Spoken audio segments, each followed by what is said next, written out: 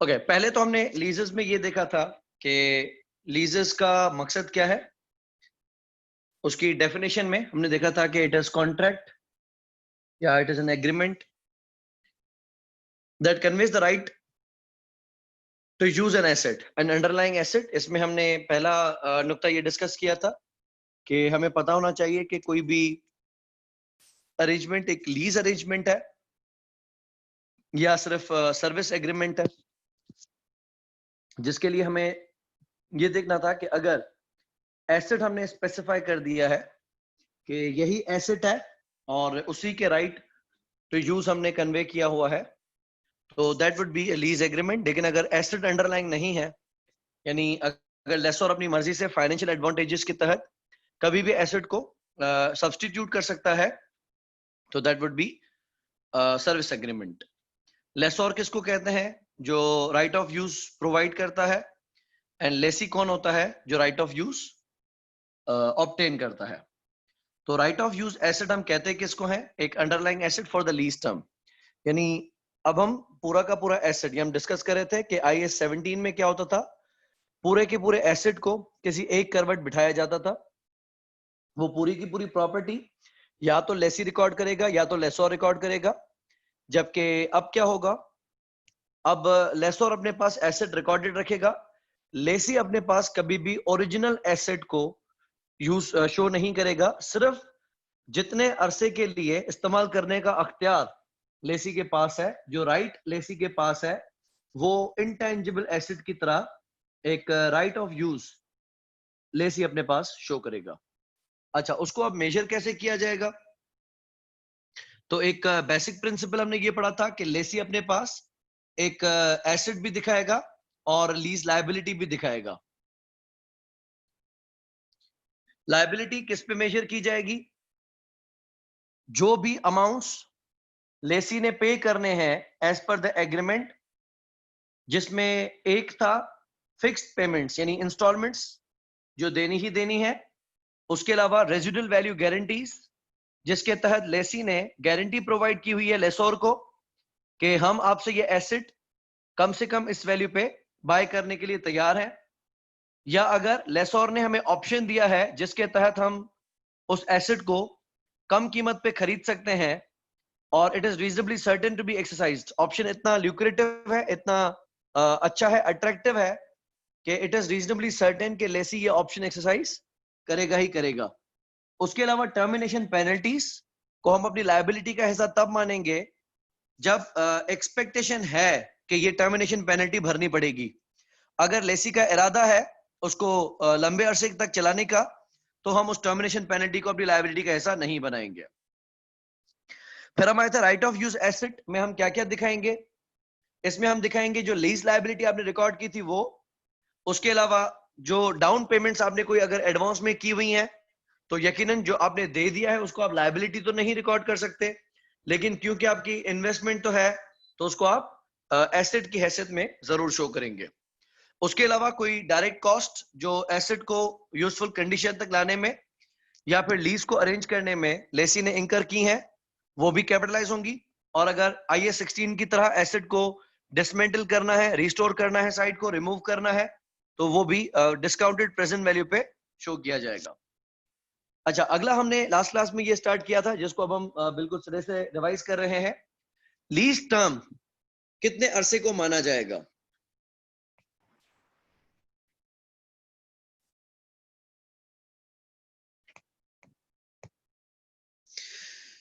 तो lease term के हवाले से हम डिस्कस करेंगे।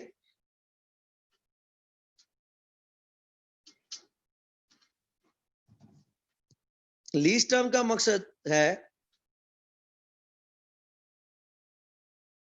Number of years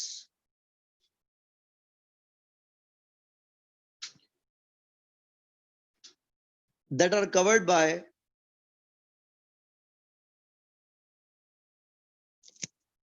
lease agreement.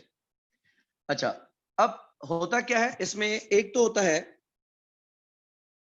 Primary period. Primary period का मकसद जितने सालों का मुआहदा किया गया है। प्राइमरी पीरियड में एक होते हैं वो ईयर्स जो कि नॉन कैंसिलेबल होता है। नॉन कैंसिलेबल मतलब लेसी अगर चाहे भी तो भी कैंसिल नहीं कर सकता। और दूसरा होता है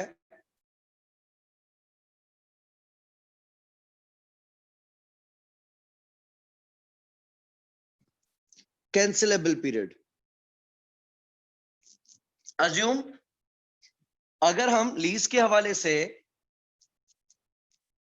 6 साल का एग्रीमेंट करते हैं और एग्रीमेंट में वाज़ेह तौर पे लिखते हैं कि पहले 2 साल लीज कैंसिल नहीं की जा सकती और बाद के 4 साल में अगर लेसी चाहे तो लीज को कैंसिल कर सकता है। लेकिन अगर उसको कैंसिल करना ही था तो फिर उसने 6 साल का एग्रीमेंट किया क्यों? बहरहाल हम कितने सालों का लीज टर्म मानेंगे, इसमें हम देखेंगे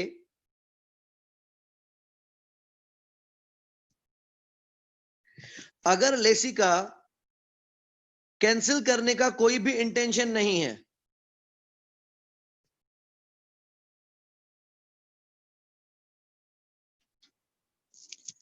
अगर लेसी का कैंसिल करने का कोई भी इंटेंशन नहीं है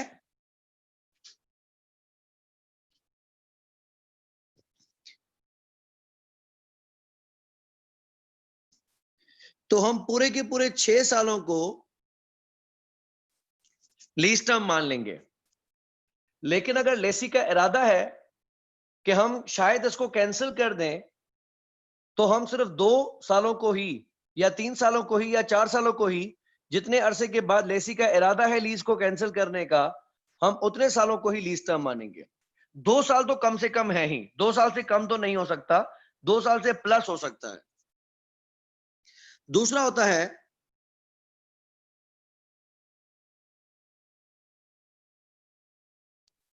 सेकेंडरी पीरियड।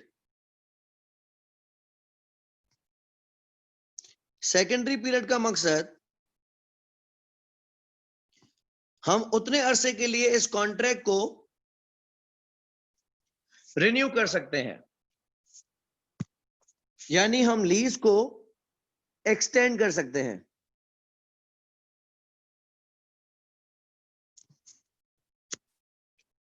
अगर लेसी का पहले से ही इरादा रिन्यू करने का लग रहा है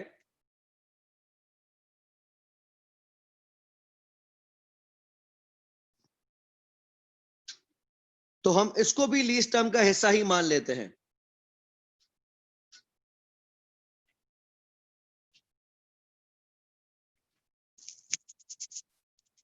तो ऑल टुगेदर 3 चीजें हो गई। वैसे हेडिंग्स 2 हैं, एक प्राइमरी पीरियड एक सेकेंडरी पीरियड, लेकिन इसको अगर हम इन डिटेल लेके जाएं तो हमने 3 कैटेगरीज बना दी। पहला नॉन कैंसिलेबल पीरियड, दूसरा कैंसिलेबल पीरियड, तीसरा एक्सटेंडेबल पीरियड। अगर हमारे पास ये ऑप्शंस मौजूद हैं तो हम लीज टर्म किसको मानेंगे? To calculate the initial value of liability and right of use asset, the lessee must consider the length of the lease term. हमें यह जरूर पता होना चाहिए कि लीज कितने सालों के लिए है।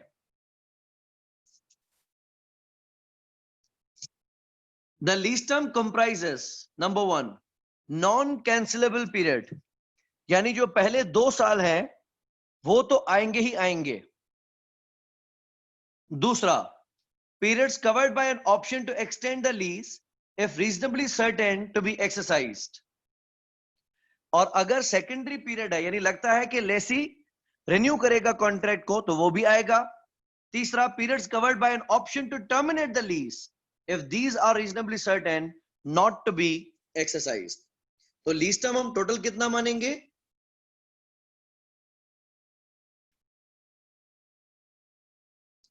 लीज टर्म में नॉन कैंसिलेबल पीरियड तो आएगा ही आएगा,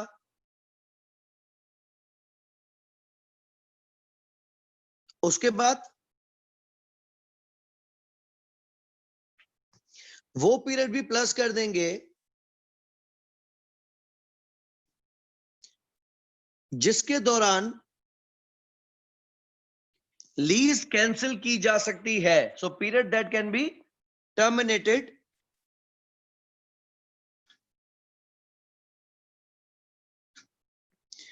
अगर हमें लगता है कि लेसी टर्मिनेशन ऑप्शन एक्सरसाइज नहीं करेगा. अगर हमें लगता है कि लेसी लीज को कैंसिल नहीं करेगा तो वो भी इसमें शामिल करेंगे. तीसरा,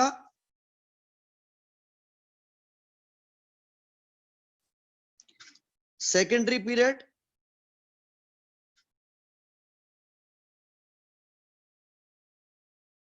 अगर हमें लगता है कि लेसी रिन्यू करेगा.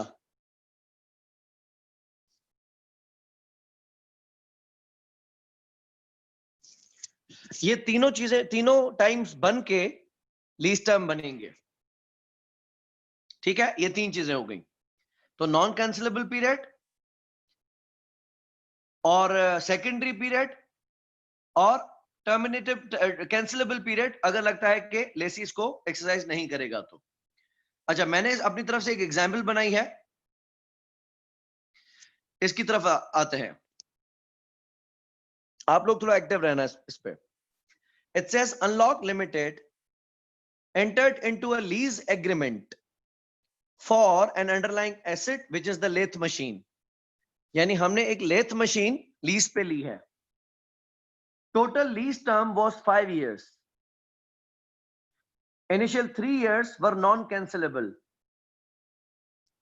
Expected useful life of machine was 15 years. अच्छा, अब टोटल लाइफ जो लीज टर्म है वो कितना है? 5 साल का है. पहले 3 साल नॉन कैंसिलेबल है और बाद के 2 साल हम चाहें तो कैंसिल कर सकते हैं. Unlock Limited has option to extend lease for secondary period of 2 years. Since lathe machine is used in key business operations, it is reasonably certain that the Unlock Limited will exercise the secondary period option. Okay, तो मैं आपसे सबसे पहला सवाल करता हूं कि इस क्वेश्चन में हम लीज टर्म कितना लेंगे?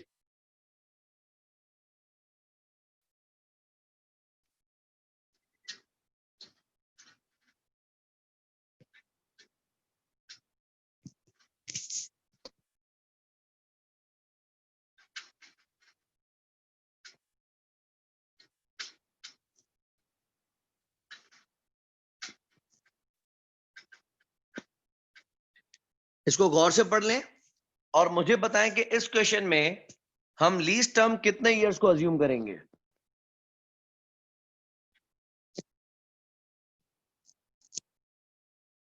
Sajjad says 5 years. ऑप्शंस वैसे हमारे सामने 3 है, 3 साल, 5 साल, 7 साल. Javed says 5 years, Amrita says 5 years. Let's read again. Primary period कितने सालों का है?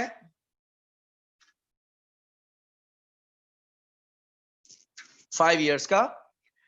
इसमें से पहले 3 साल नॉन कैंसिलेबल है और 2 साल में चाहता तो कैंसिल कर सकता था. आगे है unlock limited has an option to extend the lease for secondary period of 2 years. Primary period है 5 सालों का, सेकेंडरी पीरियड है 2 सालों का. और कहता है क्योंकि लेथ मशीन हमारे की बिजनेस ऑपरेशंस में इस्तेमाल होती है तो it is reasonably certain that unlock will exercise the secondary option.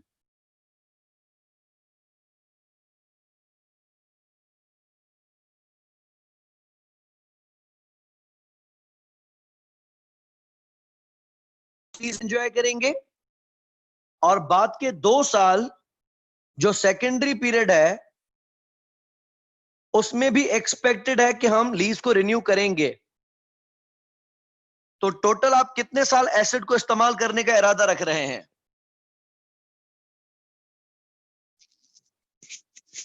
7 years, correct. तो इसमें हमने लिया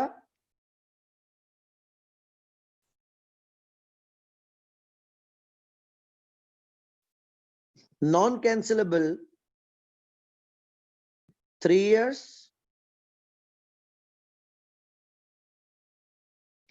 cancellable 2 years,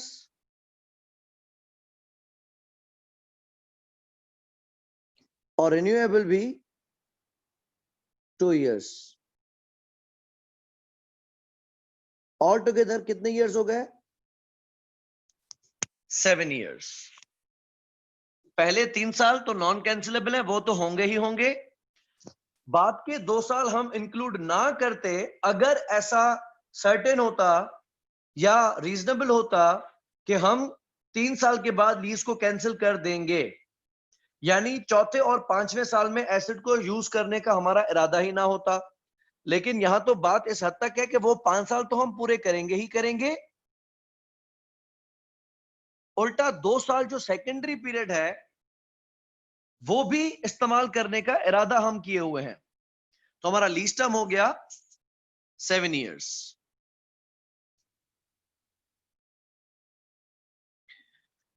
unlock limited paid $120,000 immediately to lessor and agreed to pay a $51,601 annually in arrears for primary and secondary period if renewed. A penalty of $40,000 is payable if lease is terminated before 3 years. अच्छा, अब आप मुझे बताएं कि lease liability कितनी होगी?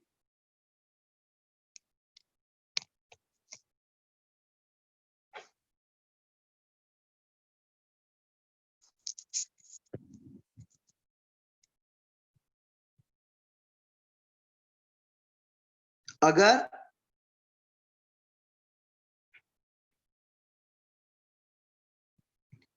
interest rate in lease is 8% per annum, आप मुझे बताएं कि इसमें से कौन कौन सी पेमेंट्स आपको लगती हैं कि हम करेंगे। अगर हमारा इंटरेस्ट रेट 8% है तो लीज लायबिलिटी कितनी होगी? आप लोग अपनी जजमेंट से बताएं।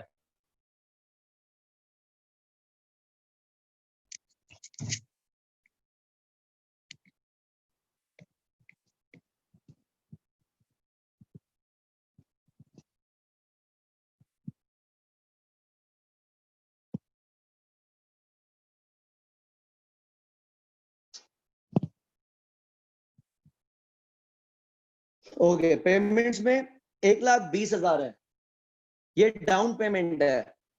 क्या डाउन पेमेंट को हम लायबिलिटी मानते हैं?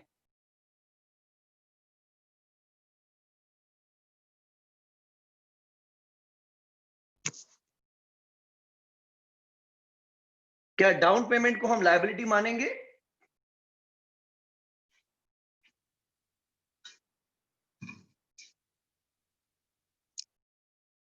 नो। क्यों?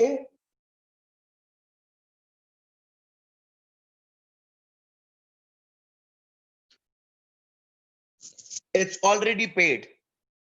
तो क्योंकि हम एक चीज दे चुके हैं तो उसको हम लायबिलिटी नहीं मानेंगे। उसके अलावा agreed to pay 51,601 annually in arrears installments।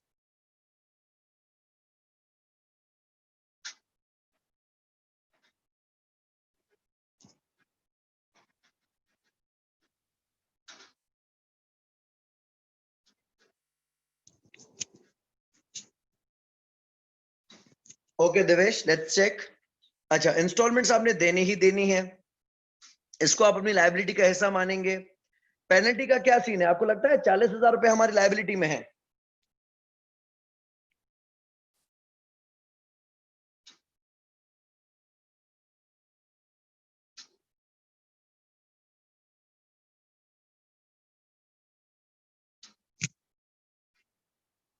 Termination penalty को आप लायबिलिटी क्यों नहीं मान रहे हो?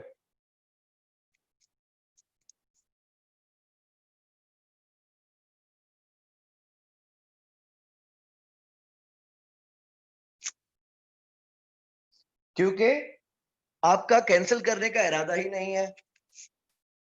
तो हम इसकी डिस्काउंटेड प्रेजेंट वैल्यू कैलकुलेट करेंगे।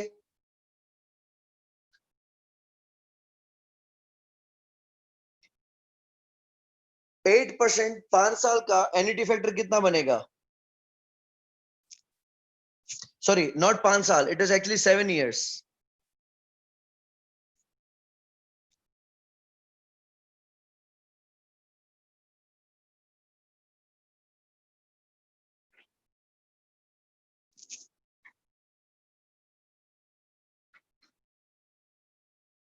करेक्ट है, तो इट इज 5.206। अमृता और देवेश के आंसर में फर्क है, लेट्स चेक।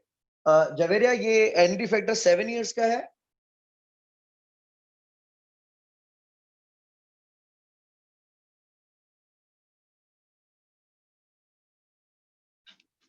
ठीक है, तो प्रेजेंट वैल्यू कितनी आ रही है?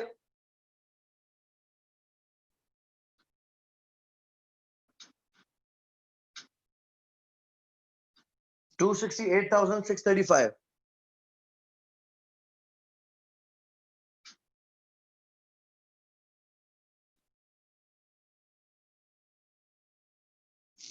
देवेश, आपने अपने आंसर में लीज टर्म 5 साल का रख लिया था। आंसर डिफरेंट क्यों है?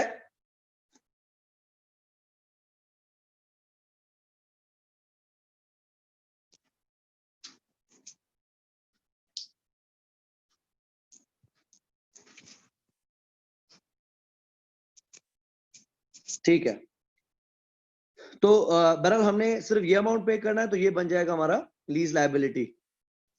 उसके बाद आएंगे हम एसेट की तरफ।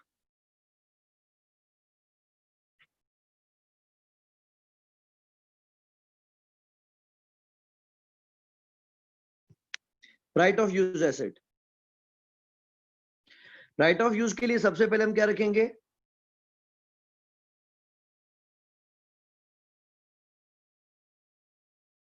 Lease liability.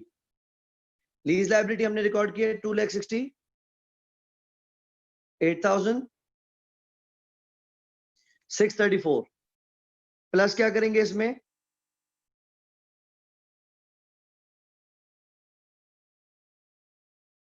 Down payment.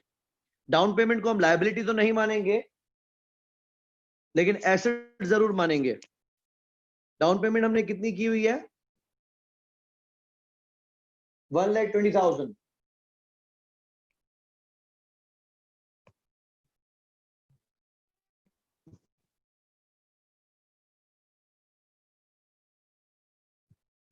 तीसरा,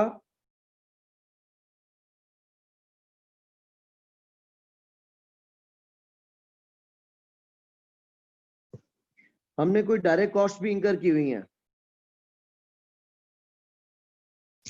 initial direct cost incurred by lessee was $20,000।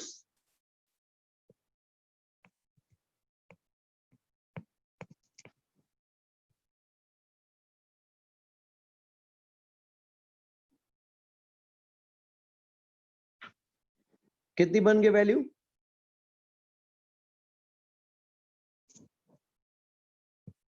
408,634।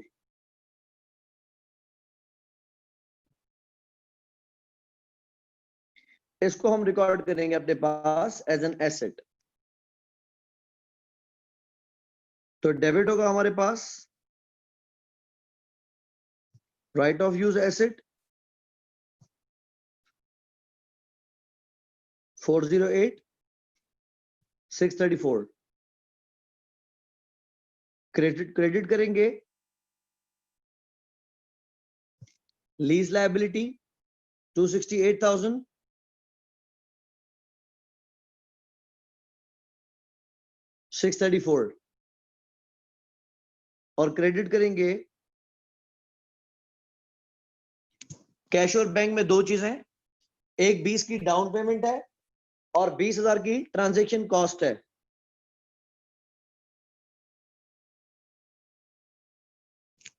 1,40,000। अच्छा, अब क्या करेंगे सब्सिक्वेंटली?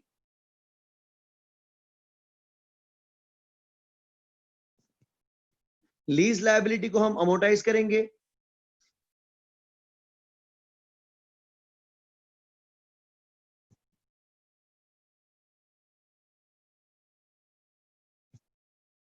अमोर्टाइज कैसे किया जाएगा? तरीकेकार आपको पता है, ब्रॉड डाउन बैलेंस, उस पे इंटरेस्ट कितना लगेगा,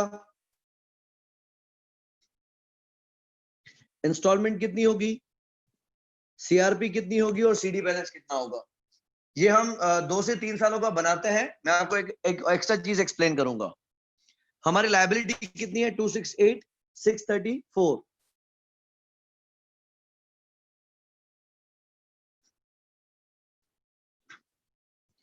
इस पे इंटरेस्ट लगेगा 8%।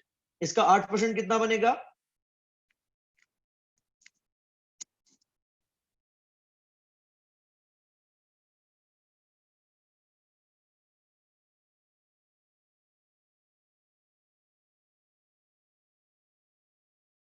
$21,491। और इंस्टॉलमेंट हम कितनी पे करेंगे? 51,601।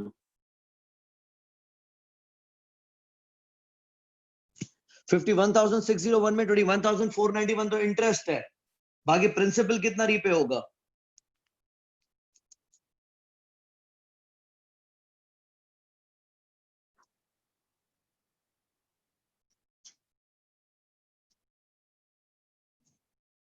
इंस्टॉलमेंट और इंटरेस्ट में कितना डिफरेंस है?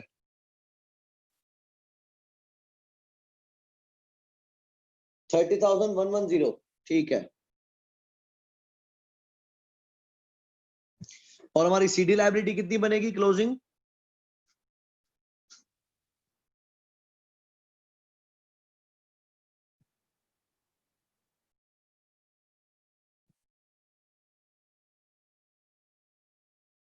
लायबिलिटी का सीडी बैलेंस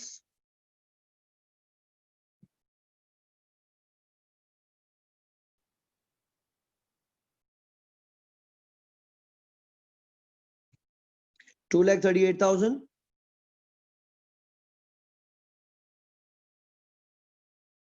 524। ठीक है। एक और साल आगे चलें। 238,000, 524, इसका 8%।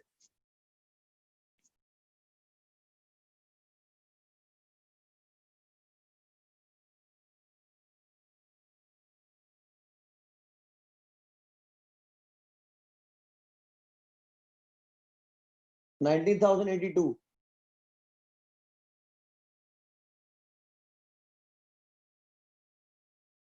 Instalment 51,601। CRP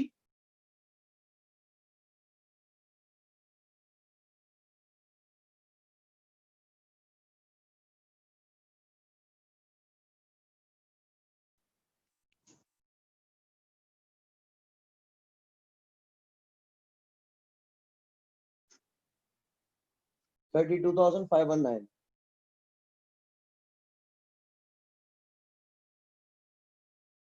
CD balance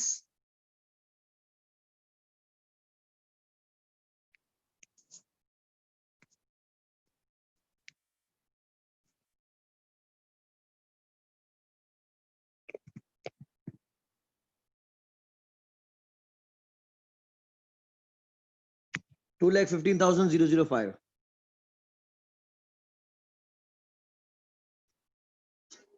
okay. अब एक चीज याद रखना, हर साल जब हम स्टेटमेंट्स बनाएंगे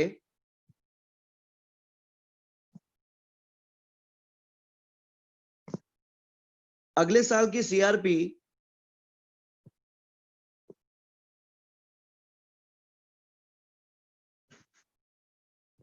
will be reported as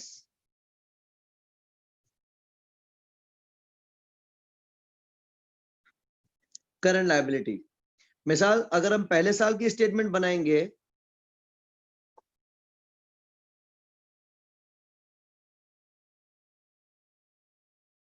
तो पहले साल के आखिर में हमारी लीज लायबिलिटी है कितनी?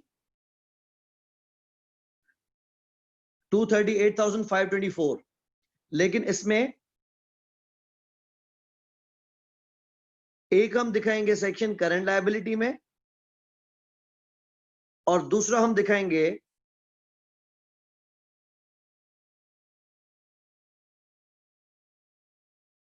नॉन करंट लायबिलिटी में।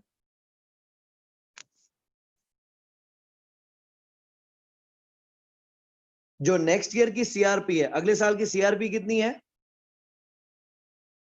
32,509। तो 32,509 को हम दिखाएंगे करंट लायबिलिटी में और 2,15,005 नेक्स्ट ईयर के सीडी बैलेंस को हम दिखाएंगे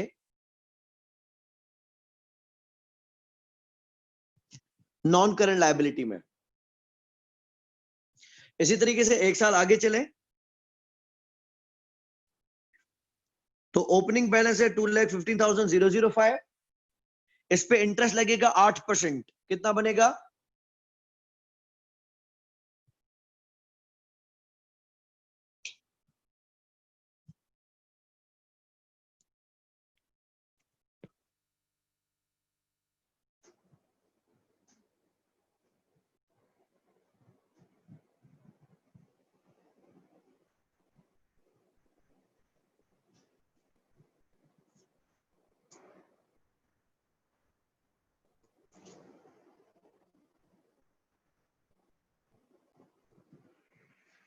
आई am not sure. Amar Jagariya check करने बेशक।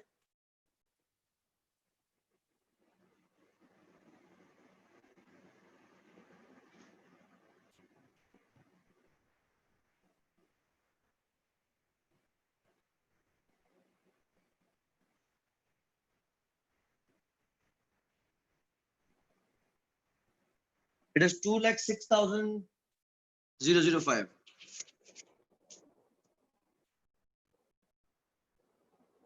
Correct.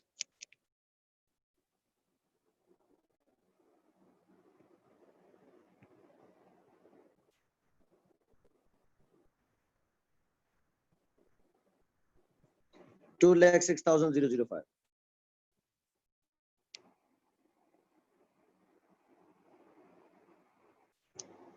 ठीक है, 2,06,005 का इंटरेस्ट कितना बनेगा? 8%,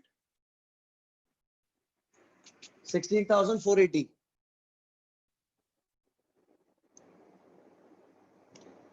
और पेमेंट हम करेंगे 51,601। तो सीआरपी कितनी बनेगी?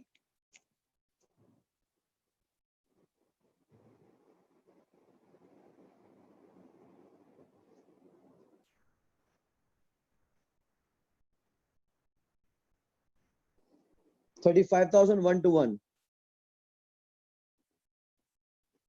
सीडी बैलेंस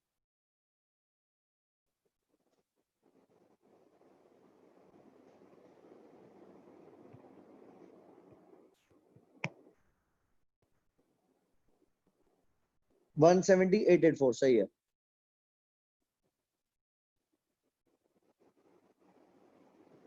अच्छा, तो दूसरे साल में देखिए हम क्या करेंगे। दूसरे साल में हमारी टोटल लायबिलिटी है 206,005। इसमें से ये 12 महीने के अंदर अंदर पे हो जाएगी। जो अगले साल की सीआरपी है ये करंट में आ जाएगी 35,121।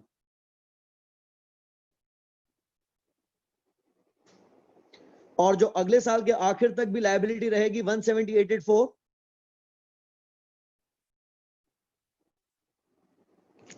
वो नॉन करंट लायबिलिटी है। तो वो लायबिलिटी जो आइंदा आने वाले 12 महीने में पे हो जाएगी, जो कमिंग साल की सीआरपी होगी, उसको हम मानेंगे एज करंट लायबिलिटी। और जो दूसरे साल के आखिर में भी सीडी बैलेंस रहेगा उसको हम मानेंगे नॉन करंट लायबिलिटी। जबकि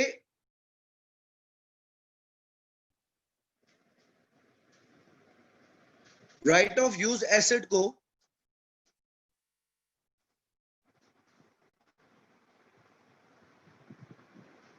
हम करेंगे एमोटाइज यानी डेप्रिशिएट।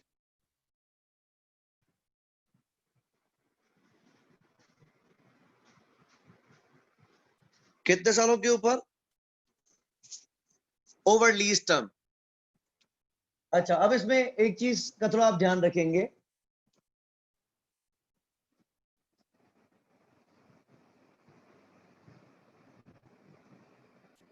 ऐसा मुमकिन हो सकता है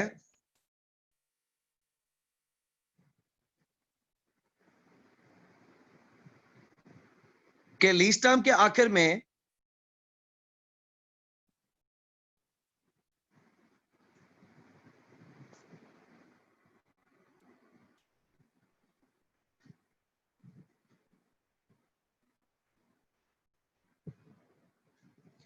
एसिड लेसोर को वापस दे दिया जाएगा।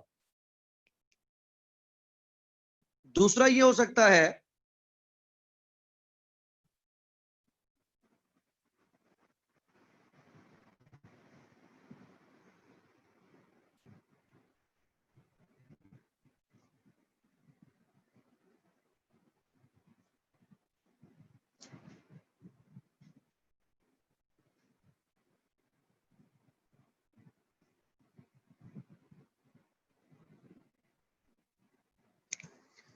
कि अगर लेसी ने कोई गारंटी किया हुआ है residual value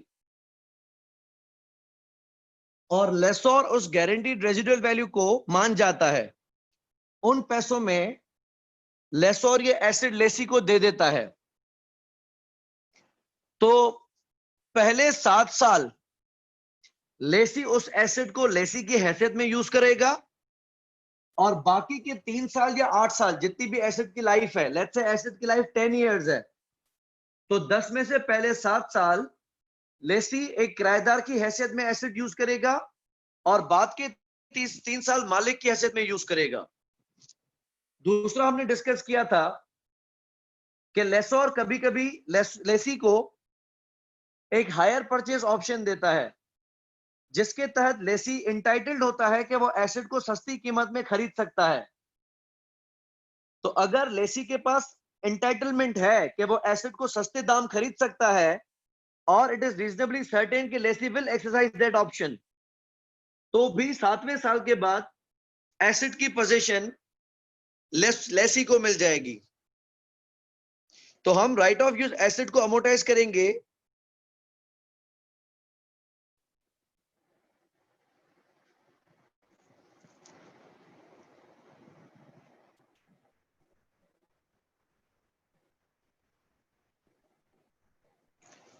over higher of, लेकिन यूजफुल लाइफ के ऊपर आप तभी डेप्रिशिएट करेंगे जब आपको लगता है कि लेसी एसिड खरीद लेगा। अच्छा, इस क्वेश्चन में देखें,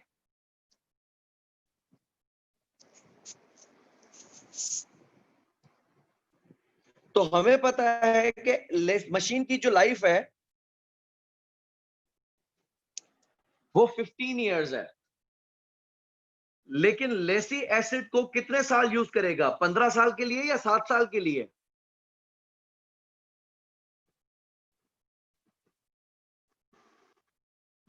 7 साल, करेक्ट। अगर इसमें मेंशन होता कि 7वें साल के बाद एसिड की पोजीशन लेसी को मिल जाएगी, तो हम इसको पूरे 15 साल के ऊपर अमोर्टाइज करते। ओके, तो हमारी एनुअल अमोर्टाइजेशन कितनी होगी?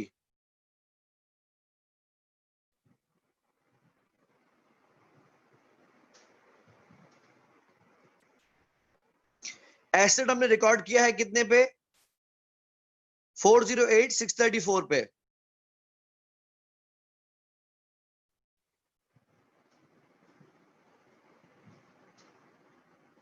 डिवाइड करेंगे इसको हम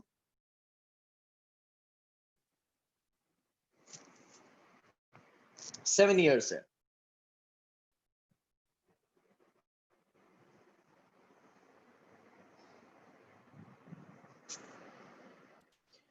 ओके, तो हर साल अमोर्टाइजेशन कितनी आएगी?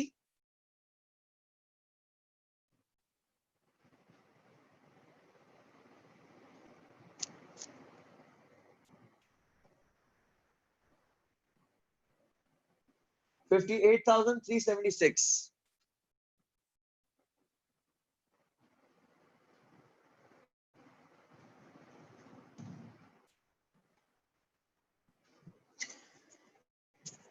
तो अब सीन वही होगा कि इनिशियली हमने एसेट को जिस वैल्यू पे रिकॉर्ड किया माइनस अक्यूमुलेटेड डेप्रिसिएशन, और ये आ जाएगी एसेट की नेट बुक वैल्यू।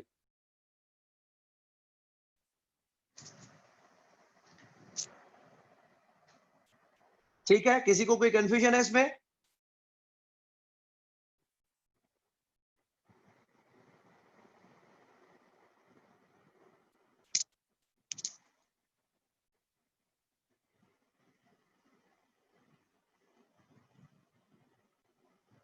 अच्छा, इसको देखते हैं।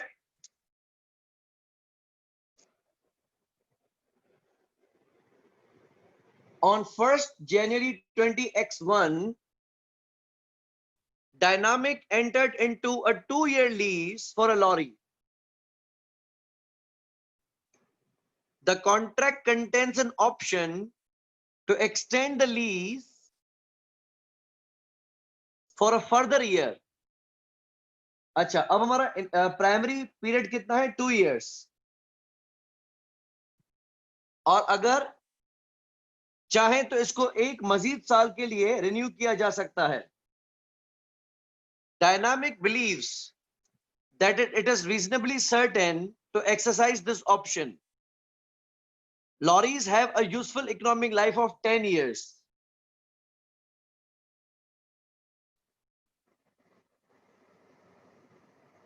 Lease payments are $10,000 per year for initial terms, यानी 2 साल, and $15,000 per year for the option period, यानी secondary year.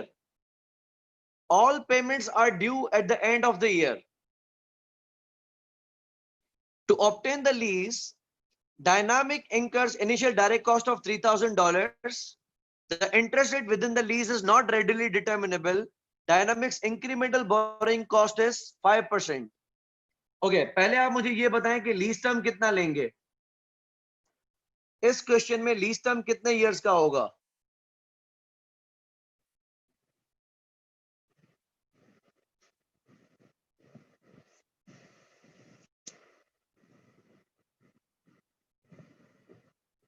Devesh says 3 years. Anyone else? इस क्वेश्चन में लीज टर्म कितने इयर्स का है?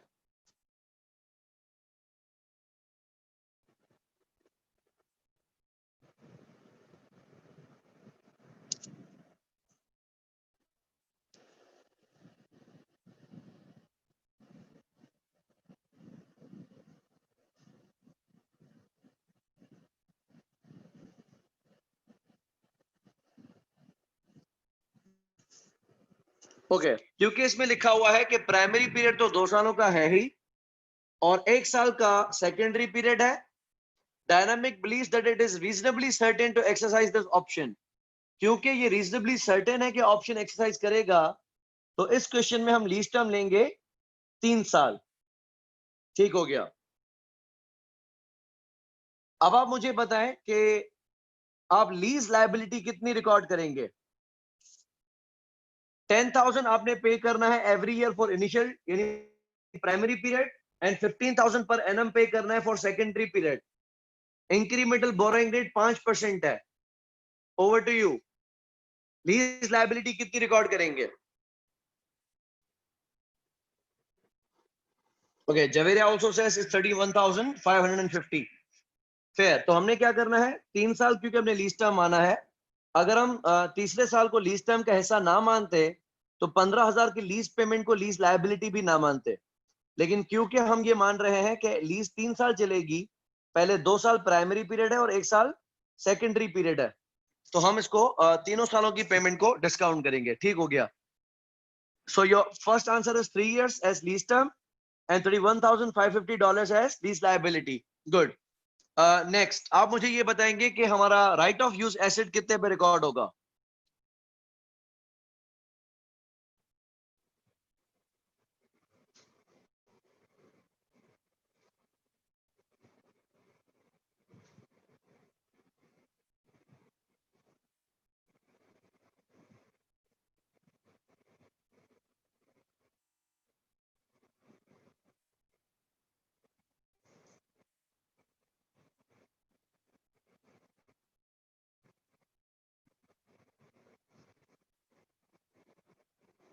दो आंसर्स हैं, एक है 44,550 और दूसरा है 34,550। तीसरा भी 34,550 पे आ गया। Direct cost is just 3,000, Javeria is just 3,000।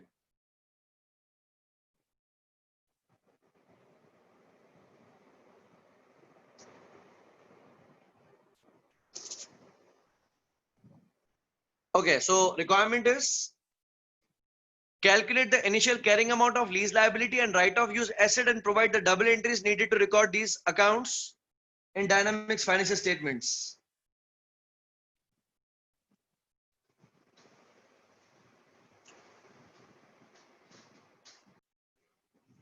Okay, they are the answers now. The lease term is 3 years. This is because the option to extend the lease is reasonably certain to be exercised. ठीक हो गया, आपका answer correct निकला। दूसरा आपने discounting करके बताया 31,550 as lease liability, that is also correct. उसके अलावा आपने राइट ऑफ यूज एसेट की वैल्यू बताई है 34,550, that is also correct. और इसकी डबल एंट्री हो गई, डेबिट किया right of use asset, credit की लीज लायबिलिटी, डेबिट किया right of use asset, credit किया कैश। एक ही साथ एंट्री पास करते तो डेबिट करते राइट ऑफ यूज एसेट 34,550 से, क्रेडिट करते लीज लायबिलिटी 31,552 से और क्रेडिट करते कैश 3,000 से। ठीक है, यहां तक बिल्कुल दुरुस्त है। ओके, इसके अलावा हम सब्सिक्वेंट मेजरमेंट भी देख चुके हैं। लायबिलिटी को आप क्या करेंगे, आइंदा आने वाले साल में अमोर्टाइज करेंगे लाइक दिस। इसका ब्रॉड डाउन बैलेंस होगा, उस पर इंटरेस्ट लगेगा, उस पे इंस्टॉलमेंट पे होगी और सीडी बैलेंस आ जाएगा। एडवांस वाले को मैं थोड़ी देर में कवर करवाता हूं, पहले हम एरियर वाले को देख लेते हैं। राइट ऑफ यूज एसेट को आप क्या करेंगे, आप ध्यान से देखें, आइए 16 आ रहा है बीच में। The right of use asset is measured using the cost model unless another model is chosen. This means that the asset is measured at its initial cost less accumulated depreciation and impairment losses. Now you can observe this is very similar to IAS 16 कि आप asset को उसकी cost पे रखेंगे और minus करेंगे उसकी accumulated depreciation. Depreciation is calculated as follows. If ownership of the asset transfers to the lessee at the end of the lease term, then depreciation should be charged over the assets useful life. ये हम थोड़ी देर पहले कर चुके हैं। यहां पे हम बात कर रहे थे कि अगर लीज टर्म के बाद एसेट लेसी को मिल जाएगा तो पूरा का पूरा बेनिफिट क्योंकि लेसी लेगा, अगर नहीं तो सिर्फ lease term. So otherwise depreciation is charged over the shorter of useful life and lease term. ठीक है, तो इफेक्टिवली हम लीज टर्म के ऊपर एसेट को डेप्रिशिएट करेंगे। क्विकली इसके मुझे आप आंसर्स निकाल के देंगे।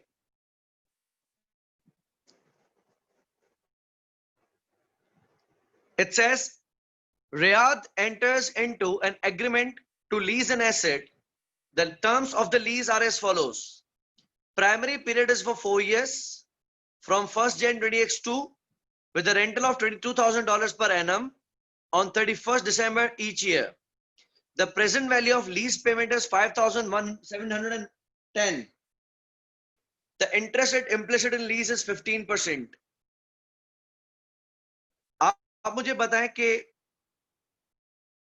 एक साल के बाद पहले साल के आखिर में बैलेंस शीट में क्या क्या दिखेगा। एसेट की नेट बुक वैल्यू क्या होगी, लायबिलिटी का करंट और नॉन करंट एलिमेंट क्या होगा और प्रॉफिट एंड लॉस में क्या क्या चीजें जाएंगी। दो चीजें जाएंगी, एक इंटरेस्ट और एक डेप्रिसिएशन। मुझे चारों फिगर्स बताएं।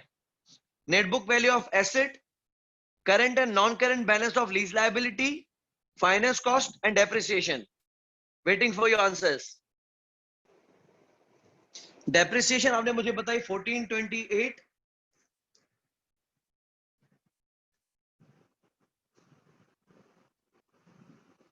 अच्छा फाइनेंस कॉस्ट आपने मुझे बताई 850, 6.5 या 857, दुरुस्त है। और राइट ऑफ यूज एसेट आपने मुझे बताया 4282 जवेरिया, ठीक था, बिल्कुल सही है। और लायबिलिटीज में नॉन करंट एलिमेंट आएगा 3252, जो कि अगले साल का सीडी बैलेंस है, मैंने आपको बताया था 3252। और CRP of next year will be current liability, तो करंट लायबिलिटी है आपकी 1315। Amrita, it is not 1143, it is 1315।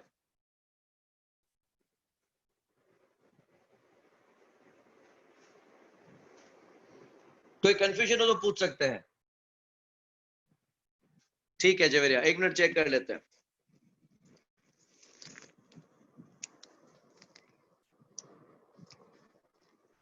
Shekhar साहब मुझे बताना, लायबिलिटी का बीडी बैलेंस कितना था? 5710। इस पे इंटरेस्ट था 15%, आपने कैलकुलेट किया था 857।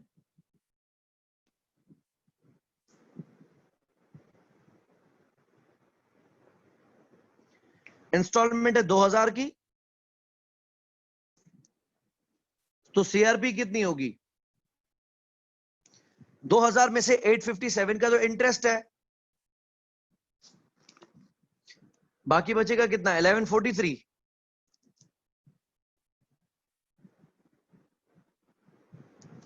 ये पहले साल की सीआरपी है जो हो चुकी है। सीडी बैलेंस कितना बनेगा?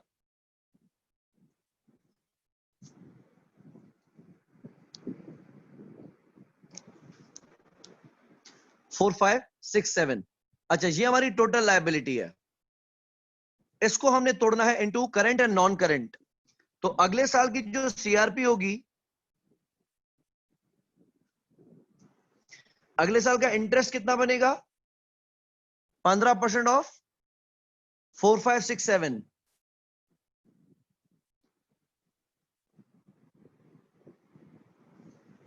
685। ये अगले साल का इंटरेस्ट है, अभी हमारी लायबिलिटी में हिस्सा नहीं है। और अगले साल हम पे करेंगे 2000, जिसमें अगले साल 685 का इंटरेस्ट होगा। अगले साल के इंटरेस्ट को हमने ना आज खर्चा माना और ना ही लायबिलिटी मानी, ये मैचिंग कॉन्सेप्ट के खिलाफ है। तो नेक्स्ट ईयर की सीआरपी कितनी होगी? 1315। वो पे होने के बाद हमारी लायबिलिटी कितनी बच जाएगी?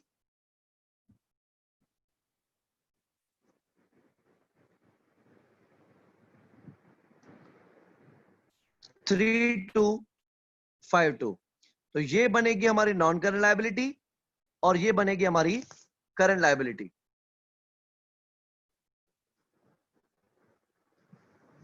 ये इस 45 68 के, सॉरी 67 के, यानी 4567 के दो हिस्से हो गए। 1315 नेक्स्ट ईयर का सीआरपी है जो कि करंट लायबिलिटी है, एंड 3252 नेक्स्ट ईयर का सीडी बैलेंस है।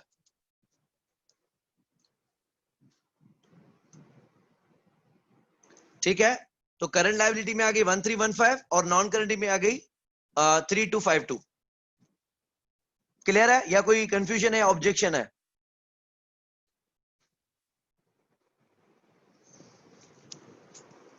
तो ये बात याद रहे कि उस साल की लायबिलिटी सीआरपी करंट नहीं है, अगले साल की सीआरपी करंट लायबिलिटी है।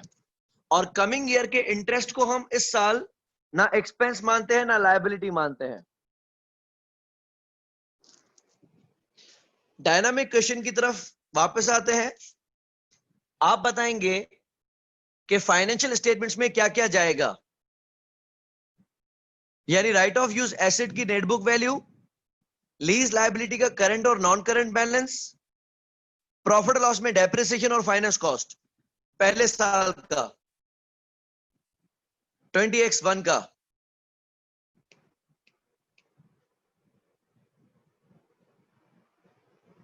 देयर यू गो, बताओ मुझे फिगर्स इसकी।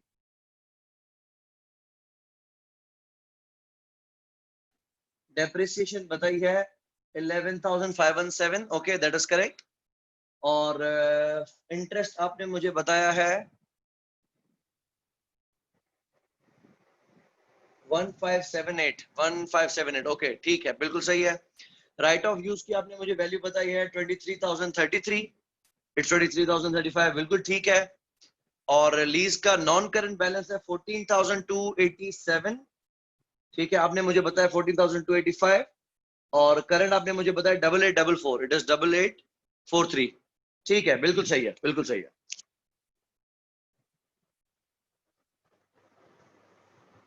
इसमें किसी को कोई है डाउट्स या कंफ्यूजन तो क्लियर कर सकते हैं।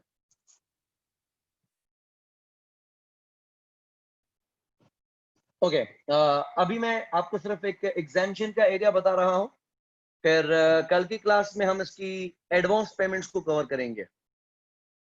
दो चीजें लीजेस की यानी आईएफआरएस 16 से एग्जेम्प्टेड है। एक इसने दिया है शॉर्ट लाइफ एसेट्स और दूसरा दिया है लो वैल्यू एसेट्स। वैसे तो ये कहता है कि जब भी एसेट आप जितने भी अरसे के लिए लीज पे लेंगे, लीज टर्म कितना भी होगा, उसको आईएफआरएस 16 के हिसाब से right of use asset record किया जाएगा और लीज लायबिलिटी रिकॉर्ड की जाएगी। लेकिन इस पूरी अकाउंटिंग की दो एग्जेम्पशंस हैं। अगर ये दो चीजों में से कोई एक भी हो गई तो आईएफआरएस 16 इसको टैकल नहीं करेगा। पहला,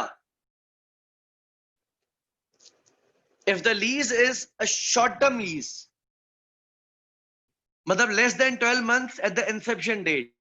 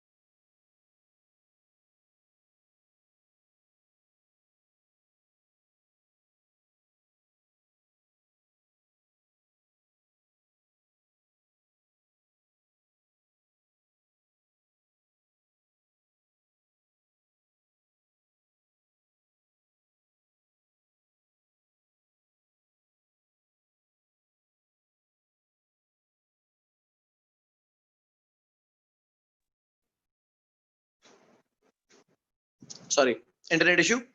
ओके, तो दो चीजें एग्जेम्प्टेड है।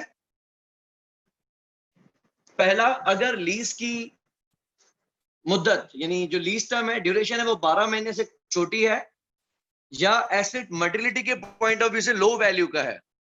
In these cases the lessee can choose to recognise the lease payment in profit loss on straight line basis. No lease liability और right of use asset would therefore be recognised. तो जितना आप किराया भरेंगे वो किराया सीधा का सीधा प्रॉफिट लॉस में जाएगा। इसके ऊपर राइट ऑफ यूज एसेट या लीज लायबिलिटी रिकॉर्ड करने की जरूरत नहीं है। मिसाल दी है लो वैल्यू एसेट्स की। IFRS 16 leases does not specify a particular monetary amount below which an asset would be considered as low value. Obviously ये हर कंपनी का जो मटेरियलिटी लेवल होता है वो अलग अलग होता है, तो IFRS 16 ने अपनी तरफ से कोई थ्रेशोल्ड नहीं बताया। Although the basis for conclusion indicates the value of $5,000 as a guide, ये अपनी तरफ से बता रहा है कि जो गाइडेंस दी है उसमें हम ये समझ सकते हैं कि $5,000 से छोटा एसेट होगा तो वो लो वैल्यू में काउंट किया जाएगा। But everything depends on company. क्या क्या चीजें आ सकती हैं? अगर आपकी कंपनी ने कोई टैबलेट्स, जिस तरह नॉर्मली फॉरेन कंट्रीज में हम देखते हैं फोन, सेल फोन्स या टैबलेट्स लिए जाते हैं ऑन इंस्टॉलमेंट्स, तो टैबलेट्स है वो, एंड स्मॉल पीसीस, टेलीफोन्स या स्मॉल आइटम्स ऑफ फर्नीचर, ऐसे कोई भी एसेट्स होंगे तो उनको आईएफआरएस 16 की राइट ऑफ यूज और लीज लायबिलिटी की ट्रीटमेंट में नहीं लाया जाएगा, बल्कि उस पे जो भी आप किराया भरेंगे वो किराया सीधा सीधा प्रॉफिट लॉस में एक्सपेंस किया जाएगा। The assessment of whether an asset qualifies as having low value must be made based on its value when new. Therefore, a car would not qualify as low value asset even if it is very old at the commencement of the lease. तो कहता है जिस दिन नया asset होता है एक नए एसेट की वैल्यू के हिसाब से ये जज किया जाएगा कि वो लो वैल्यू एसेट है या नहीं है। ठीक है, पुराना होने के बाद उसको जज नहीं किया जाएगा। ठीक हो गया? चले, इसके ट्रीटमेंट के ऊपर हम कल बात करेंगे, और दूसरा एडवांस लीज पेमेंट्स के ऊपर भी हम नेक्स्ट लेक्चर में बात करेंगे। ठीक है, आज के लिए हम इसको यहां पे रोक रहे हैं।